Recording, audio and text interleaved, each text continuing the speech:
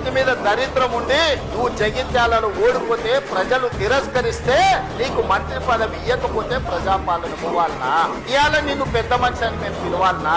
పెద్ద మనిషి అని పిలిపించుకునే అర్హత నీకు ఉన్నదా? నేను ఈ వేదిక మీద నుంచి అడుగుతున్నా. నేను అడుగుతున్నా, ఇవాళ పెద్ద మనిషిని ప్రజాపాలన ఎందుకు పోవాలి? పాపాల భైరవుడు అధికారులు ఎందుకు రావాలో నువ్వు జవాబు చెప్పాలి. ఆయన నీతేంది, ఆయన జాతేంది, ఆయన దోస్తేందో ఇవాళ నీ అందరి ముందర నేను విజ్ఞప్తి చేయదలుచుకున్నా. మిత్రులారా, 1983లో తుమ్మల నాగేశ్వరరావు గారు సజీవ సాక్షి. ఆనాడు అన్న పెద్దలు నందమూరి తారక రామారావు గారు పిలిచి భుజం తట్టి నీకు ఎమ్మెల్యే టికెట్ ఇచ్చి నీకు ఎక్సైజ్ శాఖ మంత్రి ఇస్తే సంవత్సరం తిరిగే లోపలనే అన్న ఎన్టీఆర్ ను వెన్నుపోటు పడిచి నాదెండ్ల భాస్కరరావుతో జట్టు కట్టిన నువ్వు 14 ఎన్నికల్లో 11 సార్లు ఎమ్మెల్యే, 3 సార్లు ఎంపీ, 1 సారి ఎమ్మెల్సీ, 14-15 సార్లు బీభావిస్తే వేలాది మంది కాంగ్రెస్ పార్టీ కార్యకర్తలు నిన్ను భుజాల మీద మోసిన మాట నిజం కాదా? అల్లకిలో అసెంబ్లీకి పంపిన మాట నిజం కాదా? మిత్రులారా, 40 ఏళ్ళు నీ కోసం, నీ పదవి కోసం, నీ కుటుంబంలో జడ్పీటీసీ, ఎంపీపీ ఏ